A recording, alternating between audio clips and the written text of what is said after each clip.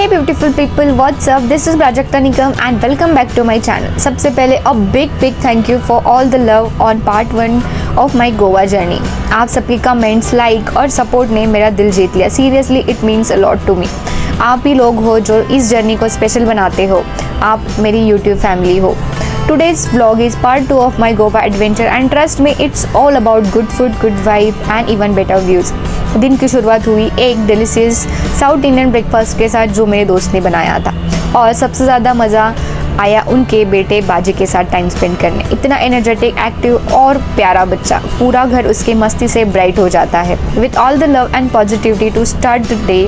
अब चलते हैं साउथ गोवा की पीसफुल और सीनिक ब्यूटी एक्सप्लोर करने. सो सिट बैक, रिलैक्स और चलिए निकलते हैं एक और खूबसूरत journey.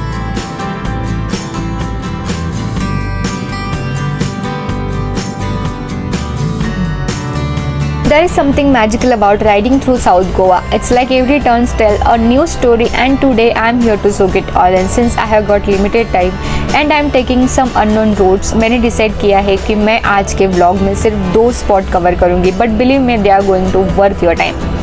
Let's take a moment to talk about one of the most underrated part of South Goa. Its stunning houses and churches.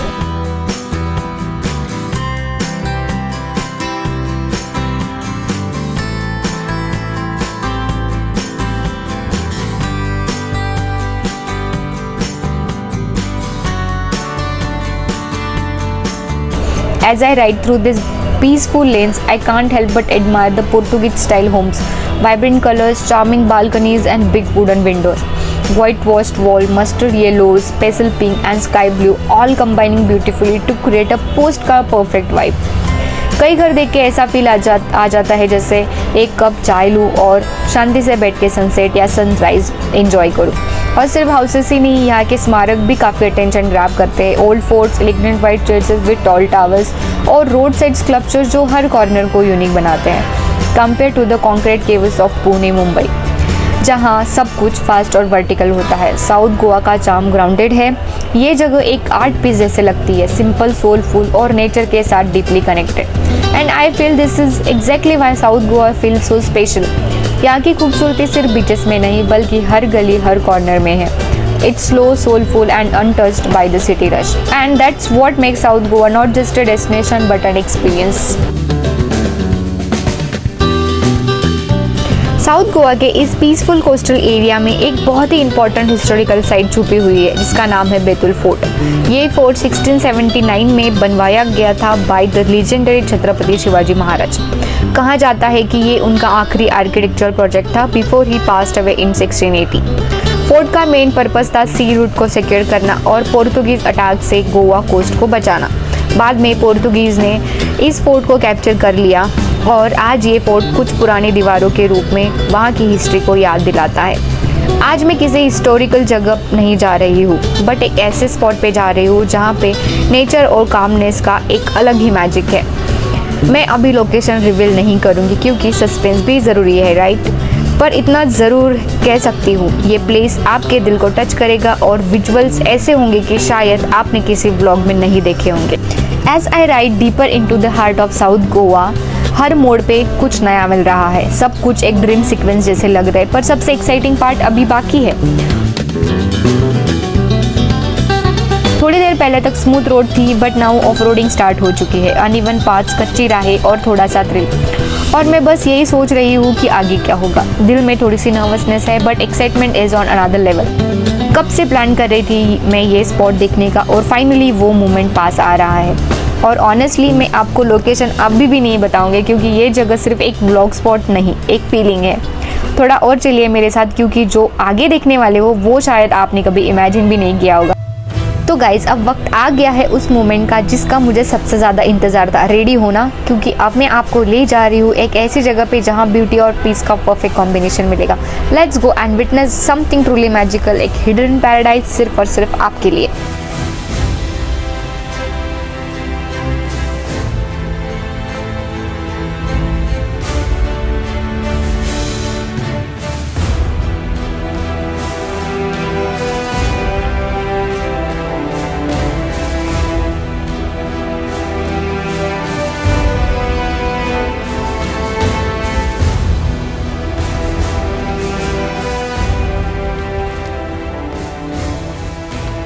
यहाँ पे मैं गोवा में हूँ और ये जो आप पॉइंट आप पीछे देख सकते हो ये है काबो द रामा का Cliff hill point.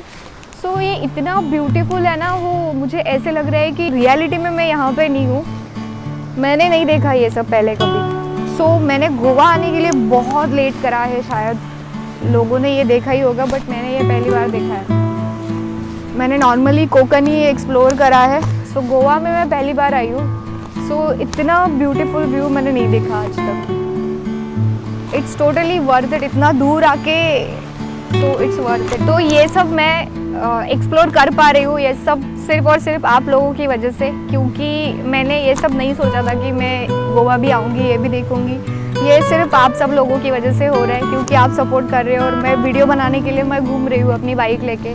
So thank you so much for that, क्योंकि अगर आप नहीं होते तो मैं ये मिस करती थी। तो आगे के जो भी पॉइंट्स है वो मैं आगे ही अपडेट दूंगी आपको। पर मैं चाहती हूँ कि आप, बहुत लोग आके गए रहेंगे बट जो नहीं आए हैं गोवा विजिट, जिन्होंने नहीं करा है ना, तो आप आ जाओ और ये पॉइंट पे 100% आना। ये स्पॉट साउथ गोवा के कैनाकोना रीजन में आता है। कहते हैं जब सूरज ढलता है तो यहाँ का स्काई एक पेंटिंग के जैसे लगता है। समुंदर का ये खुला नज़ारा, हवा में एक अलग ही फ्रेशनेस और नीचे से टकराती लहरों की आवाज़, ये सब कुछ दिल को एक अलग सुकून देती है। काश मैं यहाँ का सनसेट एंजॉय कर पाती, लेकिन वक्त की थोड़ी कमी है। पर एक बात तो पक्की है, मैं यहाँ फिर से आने वाली हूँ, सिर्फ उस गोल्डन मोमेंट के लिए। यार मैंने सोचा नहीं कि गोवा इतना क्लीन रहेगा। जितना भी मैंने अभी तक देखा है ना कि इतना सभी कचरा मेरे को दिखा नहीं है, प्लास्टिक पड़ा हुआ है, जैसे पुणे में ऐसे ढीक ढीक पड़े रहते हैं कचरे के। और गोवा में मैंने अभी जितना भी मैं घूमी हूँ आने के टाइम पे, सो कचरा कुछ भी मुझे दिखा नहीं, इतना क्लीन, मतलब कि मैं तुमको क्या बताऊँ, वीडियो में वैसे भी आपको दिख ही जाएगा। So it's a very beautiful city. और अब बात करते हैं मेरे जर्नी के असली हीरो की, मेरी ब्यूटीफुल बीस्ट, मेरी ड्यूक। हर टर्न पे, हर छोटी बड़ी रोड पे इतनी स्मूथ राइड दी इसने कि लगा जैसे रोड और बाइक दोनों एक रिदम में चल रहे। ऑफ रोड हो या हाईवे, मेरी ड्यूक ने कभी पीछे मुड़ के नहीं देखा। जब रोड थोड़ा वाइल्ड हुआ उसने और कॉन्फिडेंट फील कराया, और जब व्यू ड्रीमी था तो बस थ्रोटल धीरे किया और उस मोमेंट को फील करने दिया। कहते हैं मशीन सिर्फ मेटल होती है, लेकिन जो लोग बाइक से बॉन्ड फील करते हैं उनके लिए बाइक एक इमोशन होती है। और मेरी ड्यूक मेरी जर्नी का सबसे रिलायबल पार्टनर बन चुकी है। प्यार है इस इंजन के आवाज़ से और रिस्पेक्ट है उस परफॉर्मेंस से जो हर बार डिलीवर करती है बिना कंप्लेन के। बस इतना ही कहूँगी, अगर आप भी फील करते हो अपनी राइड को तो आप समझ सकते हो ये फीलिंग।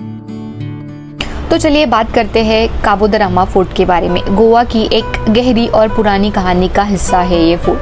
कहा जाता है कि जब भगवान राम अपने वनवास के दौरान दक्षिण भारत आए थे तो उन्होंने कुछ समय इसी पहाड़ी पर माता सीता के साथ बिताया था, और इसी पवित्र कहानी से इसका नाम पड़ा काबो द रामा फोर्ट, यानी राम का fort.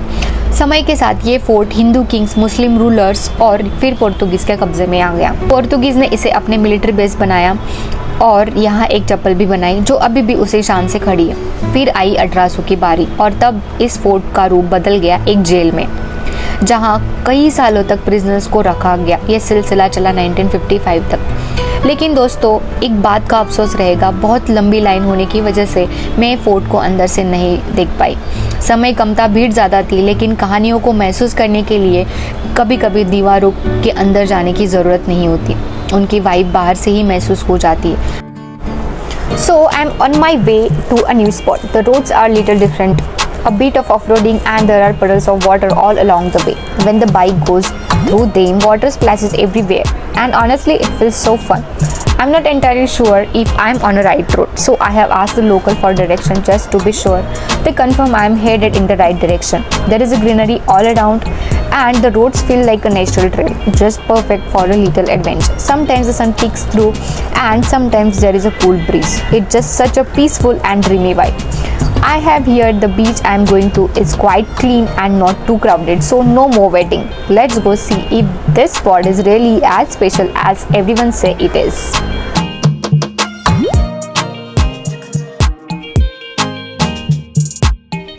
Sometimes the best places are hidden far away from the usual routes, and today I'm chasing one of those secret spots, Kakulam Beach in South Goa. The road is quite confusing, narrow, uneven and full of water puddles. At one point I wasn't sure if I was on a right track, So I have asked the local for direction. Good news, they told me I'm on a right path. Even with all the bumps and twists, I'm feeling excited because I have heard Kakolam beach is quite clean and surrounded by pure nature. Very few people know about it, which makes it even more special.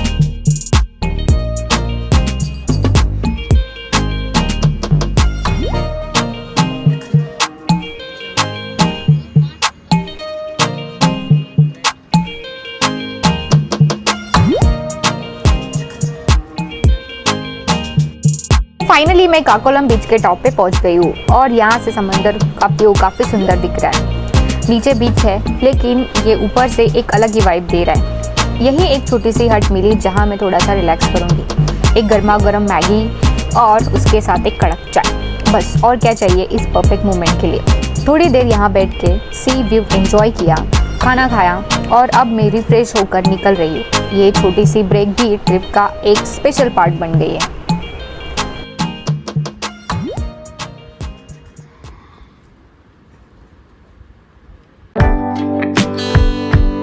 So yes, I have finally reached Kakolam beach, but wait, the beach isn't right in front of me.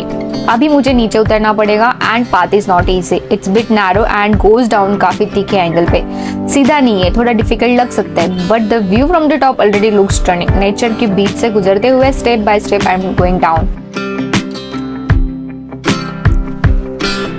मुझे हमेशा से ही crowded जगह पसंद नहीं है।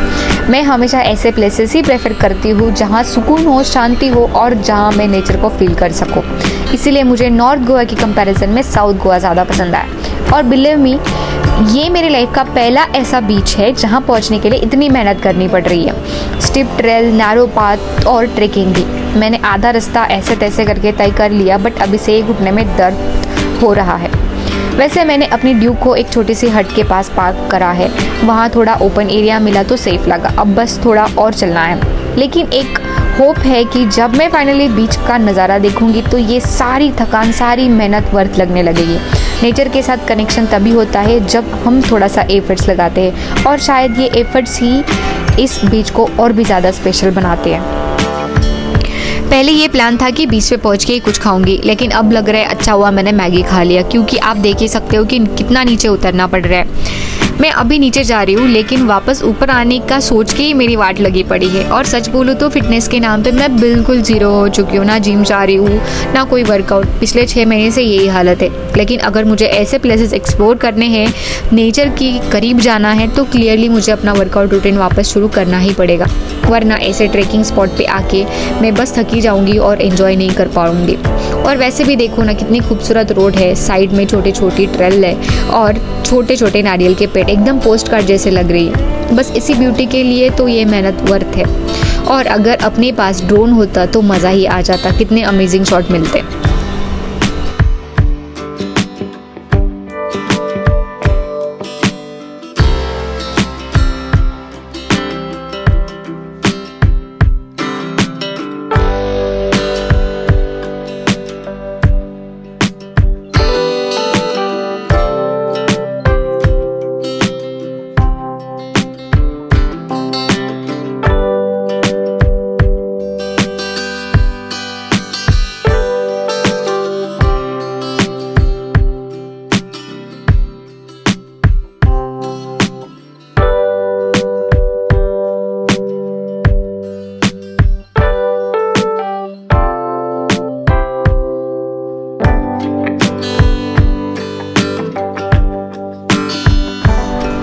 Finally, I have made it to the bottom.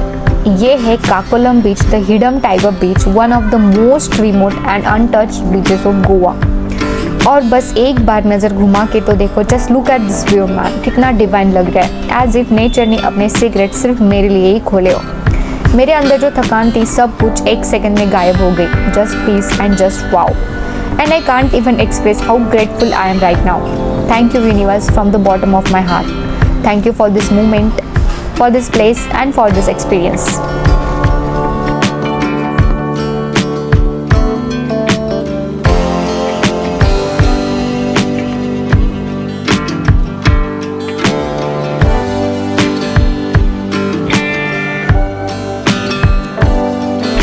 ये एक ऐसा बीच है जहाँ आने के लिए थोड़ी मेहनत करनी पड़ती है। इट्स नॉट इजीली एक्सेसिबल और शायद इसी वजह से ये जगह अभी तक अनटच सी लगती है। और सबसे अच्छी बात ये है कि मानसून के टाइम पे यहाँ पे बहुत सारे ब्यूटीफुल वाटरफॉल्स देखने मिलते हैं। इमेजिन बीच के साथ वाटरफॉल, एकदम ड्रीमी कॉम्बिनेशन। ये बीच इतना नीचे है, जंगल के अंदर छुपा हुआ है, इसीलिए शायद लोग ज़्यादा यहाँ आना अवॉइड करते हैं। लेकिन for someone who craves for piece and raw beauty, this is the hidden treasure. और ऑनेस्टली इस व्यू को देख के तो मेरा पूरा पैसा वसूल हो गया। Crystal clear water, blue horizon and total silence, क्या चाहिए लाइफ में और।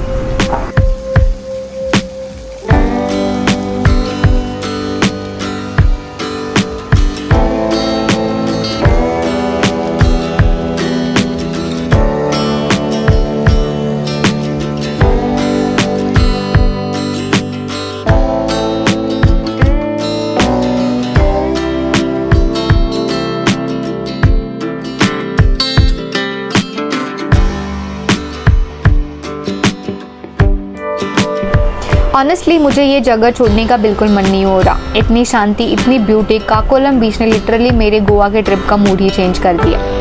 आज के व्लॉग की शुरुआत मैंने काबो the Rama Cliff hill point से की थी। वहाँ से अरेबियन सी का जो व्यू था ना, बहुत ही अमेजिंग। और उसके बाद ये हिडन जेम काकोलम बीच, जहाँ आके ऐसा लगता है कि टाइम स्लो हो गया।